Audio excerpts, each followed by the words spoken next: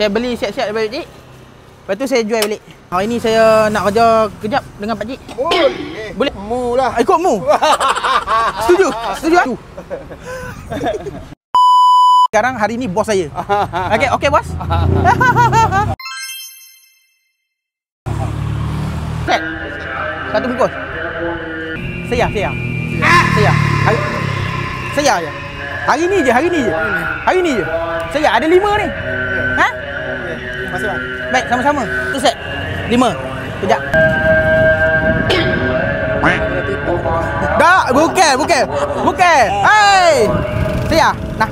Terima kasih. Hari ni je tau. Besok harga normal. Sekarang saya ada kat sini. Oh ya. Terima kasih. Okey, baik. Kita jenis jual satu plastik. Kita tak jual satu-satu. Kita beli satu-satu daripada pakcik ni, tapi kita jual satu plastik kat orang. 3 set. 3 set je. 3 ya. Okey. Oh ya. Serius. Sekarang je. Sekarang je. Besok harga lain.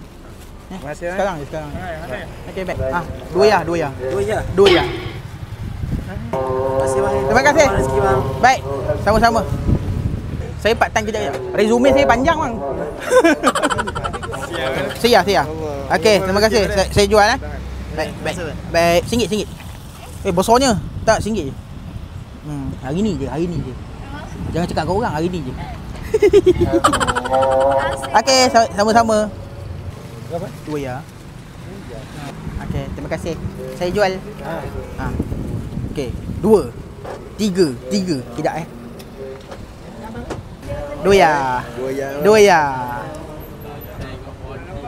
Okey. Boleh bang. Saya jual Okey. Allah, pegang. Okey. Baik. Balai polis. Tengah undercover ni. Bukan.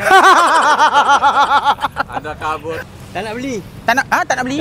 Tak nak beli. Dah biasa beli dengan pakcik ni. Oh, dah biasa. Dalam ni. Oh, dalam ni. Nak ambil gambar dengan abang lah. Boleh tak? Boleh. Tu ke depan. Okey. 3 ya. Sedap mari lagi ya. Tak, nanti 3.15 nanti ya. Okey. Baik. Undercover. Hello tuan. Ya. Tu tuan. Mana? Tuan. Oh, sana. 2 ya. Okey. Lepas ni ikut Ganu tak?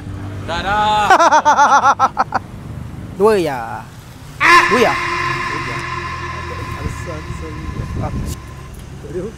Okey. Okey dah. Terima kasih. Saya jual. Minta maaf lambat. Saya agak. Saya.